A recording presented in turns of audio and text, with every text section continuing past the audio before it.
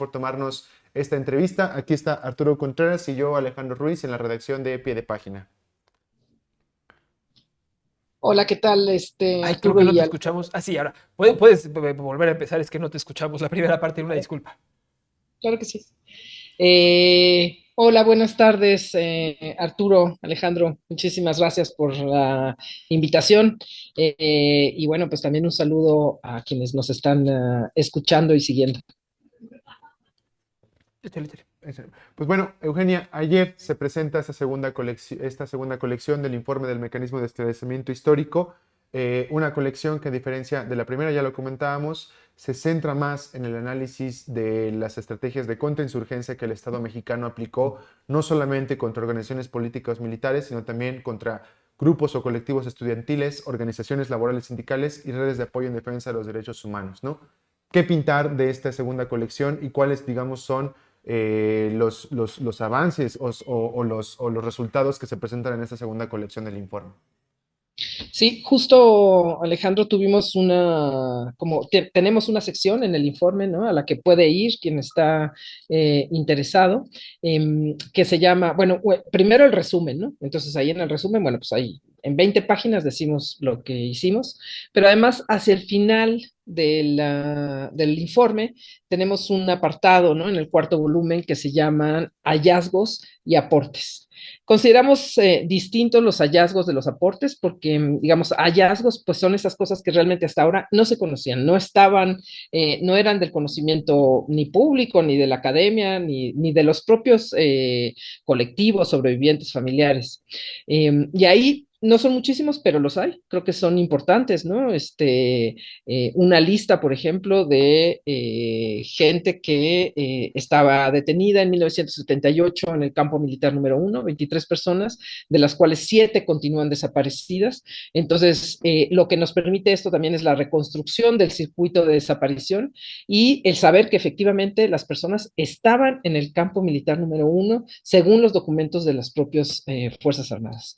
Eso es importante, por ejemplo, también es muy importante que se localizó a través de todo el trabajo que se hizo con la comisión, no es solamente exclusivamente del equipo o del mecanismo, de todo el trabajo que hizo el equipo técnico también de la comisión, otro documento de un plan que se llama Rosa de los Vientos, ¿no? Y es uno más de los operativos y de los planes que se suma a este conocimiento que tenemos sobre, como ustedes lo decían, sobre la contrainsurgencia, ¿no? Es un plan que se aplicó en 1978 en contra de la Liga Comunista 23 de septiembre, y que es muy importante también porque dice que hay que eliminar de todo el territorio nacional a la Liga, ¿no? Entonces, como en 78 son 7 estados, ¿no? Los que se van a peinar, digamos, para localizar a los militantes.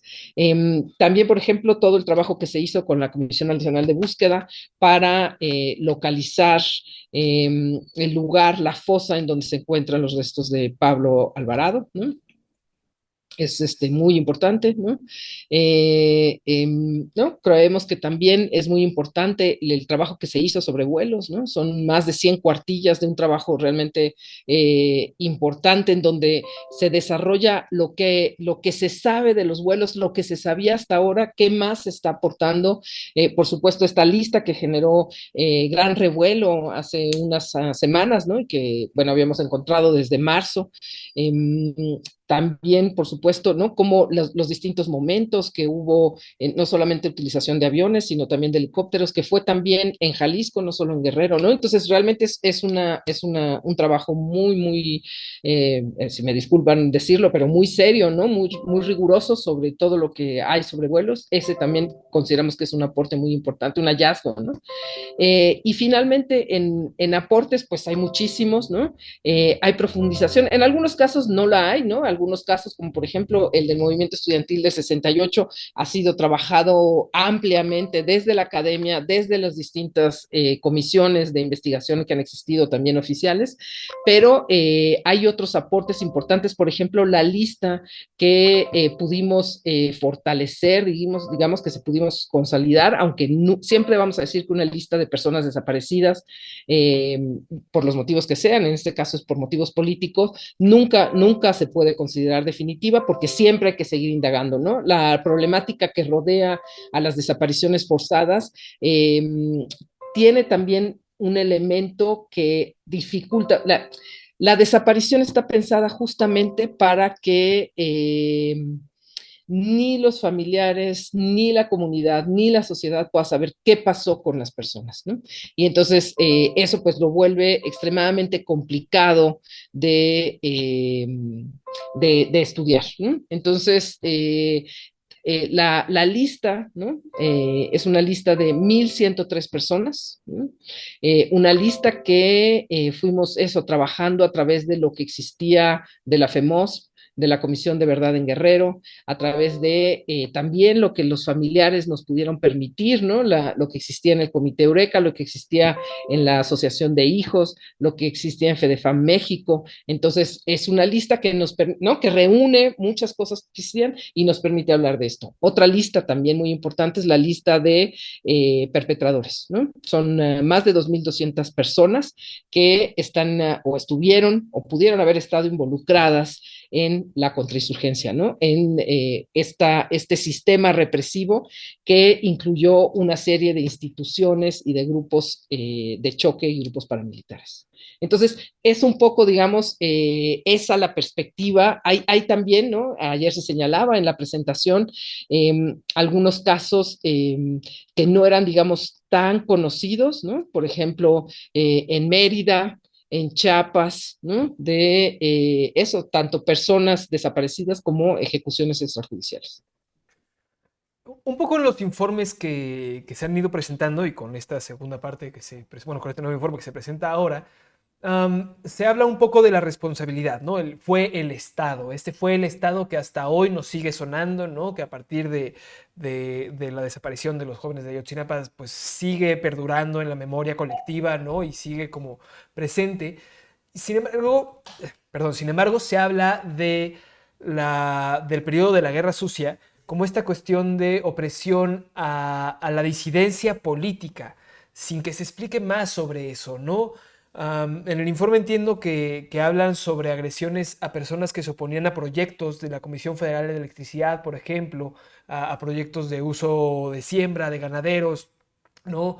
A proyectos de desarrollo del Estado que parecían no tener ningún miramiento a la sociedad y a la gente que vivía en los territorios donde se iban a aplicar este tipo de procesos, ¿no? Y este tipo de inversiones y de proyectos y de programas.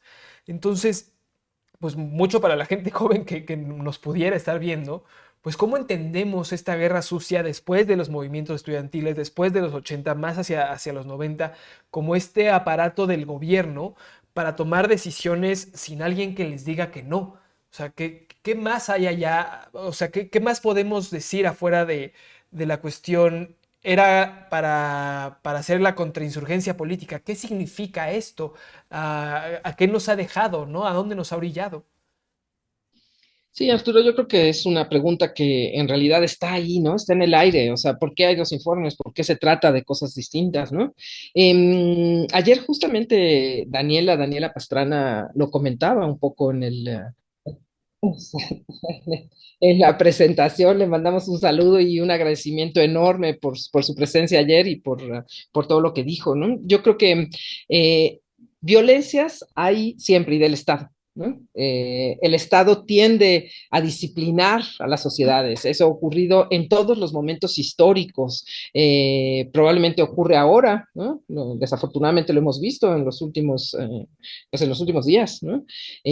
Ocurre también en el año 2000, ocurre en Argentina, ocurre en todos lados, ¿no? El Estado, así es, tiende a disciplinar a las sociedades, ¿no? Y a veces a través de la fuerza.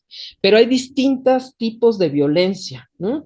Y el Estado entre 1965 y 1990 se ha caracterizado siempre, ¿no? Así lo ha estudiado siempre la historiografía en México, ¿no? Yo soy historiadora y bueno, pues hace muchas décadas ya que se está estudiando este periodo y fue un periodo particularmente de un régimen autoritario, ¿no? Que lo que buscaba era que no hubiera cambios políticos, ¿no?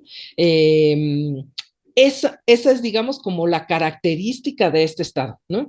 Que además cometió otras violencias y es importante mostrarlas, por supuesto que sí, nadie va a decir que no es importante mostrar esas violencias. Claro que sí, ¿no? Si el Estado violentó a otras poblaciones, hay que decirlo, ¿no? Pero no hay que quitar, no hay que perder, digamos, este aspecto político que sí hubo, y no solamente contra estudiantes, contra movimientos armados, contra sindicalistas, lo fue también contra campesinos, contra médicos, contra ferrocarrileros, contra maestros, contra comunidades que se movilizaban, como en Guerrero, por ejemplo, contra partidos políticos, ¿no? Hacia fines de los años 80, contra quien más va a ir, porque ya había desactivado en buena medida, digamos, al movimiento armado, es contra los partidos políticos, ¿no? Hay unos años en los cuales se atentó contra lo que se estaba iniciando en ese momento del Frente Nacional, ¿no? Unido, ¿no? Alrededor de Cuauhtémoc Cárdenas, lo que en los siguientes años iba a ser el PRD.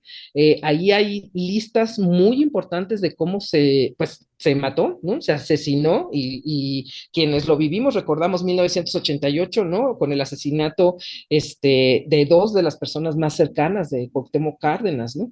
Entonces, yo creo que es muy importante eso, pero que quizás sí hay que diferenciar entre la violencia contra insurgente, propiamente dicha, ¿no? Que fue contra esta movilización política, y la violencia que también existió contra otras poblaciones, contra otras disidencias, que finalmente lo que buscaba, pues, era disciplinar a la sociedad como ha existido, ¿no? Por ejemplo, entiendo que también se habla de delincuentes, ¿no? De las violaciones que hubo contra delincuentes en las cárceles. Por supuesto que en ese periodo hubo, como lo hay en muchos otros periodos. No es lo que caracteriza ese periodo. Eso es lo que quiero decir. Eugenia, justo con esto último que estás comentando, ¿no? O sea, uno de los reclamos que tuvieron las víctimas durante la presentación de la primera colección del informe fue justamente esto, ¿no?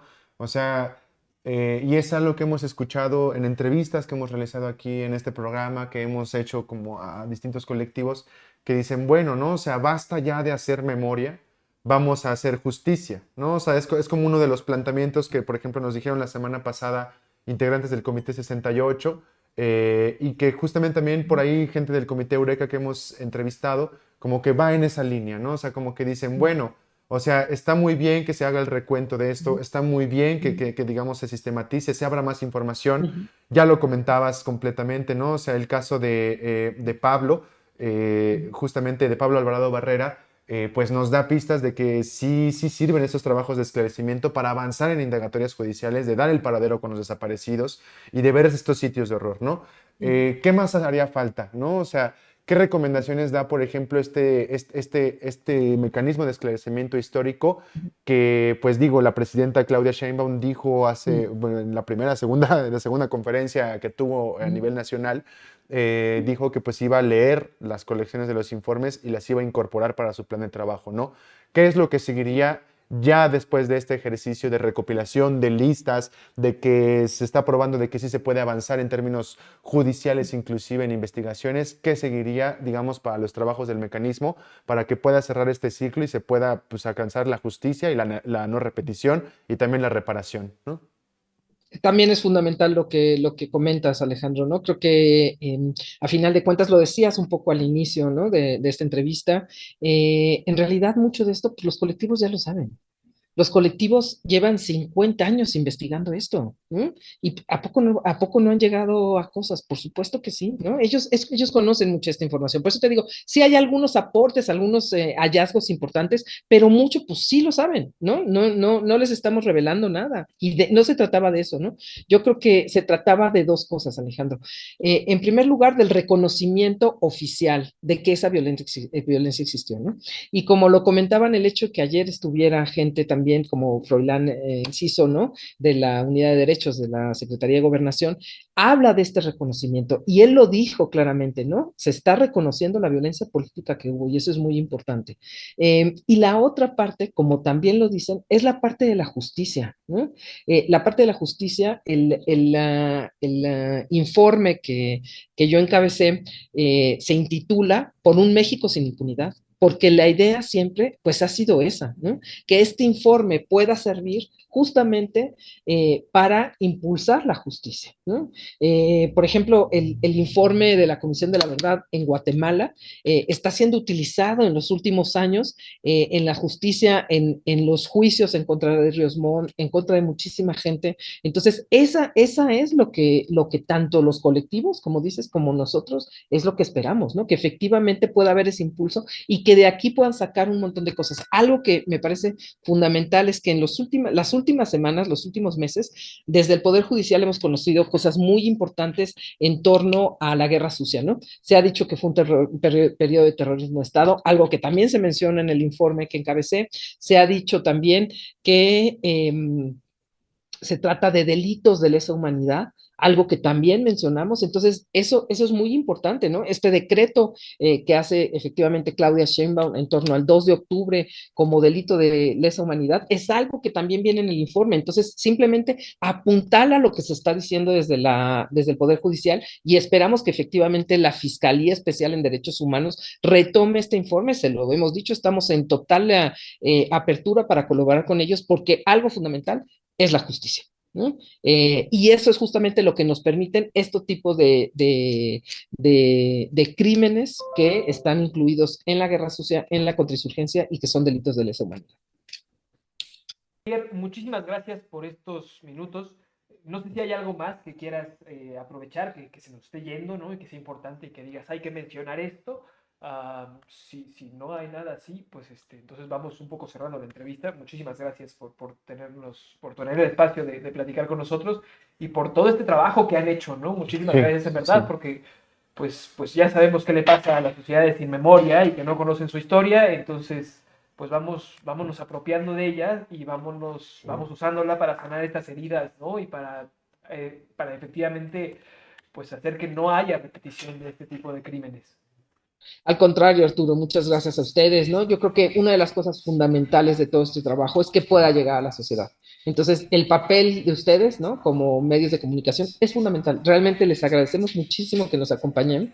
Y lo que yo único que diría tal vez y llamaría a la sociedad, a los medios, a todos quienes estamos en esta discusión, a que no dejemos de ver lo central en esto, ¿no? Lo central no es si las personas comisionadas, lo central no somos nosotros, ¿no? Lo central, como ustedes lo dicen, son los colectivos, son los familiares, son los sobrevivientes. Eso es lo que no podemos perder de vista, ¿no? Y lo que ellos también tienen que decir, ¿no? Con esto nos vamos porque efectivamente lo central son los sobrevivientes, lo central son las víctimas, lo central es la memoria, la justicia y la no repetición. Muchas gracias, Eugenia. Y pues aquí ya a Alexis ya le dejamos en el chat de Telegram que tenemos. Le dejamos ahí la nota para que pueda consultar el resumen que hicimos Daniela Pastrana y yo en su momento de las dos colecciones. La primera fue El Estado y esta de Verdades Innegables. También le dejamos la liga de la transmisión del día de ayer para que pueda ver completa toda la presentación de esta segunda colección. Y pues también vamos a dejar por ahí, ahorita se la voy a pasar a Alexis, la liga para que se pueda descargar el informe y pues hagamos las conclusiones que tengamos que hacer, pero sobre todo las exigencias que tengamos que estar exigiendo al Estado mexicano para que asegure la no repetición y la justicia para las víctimas. Muchas gracias, Eugenia.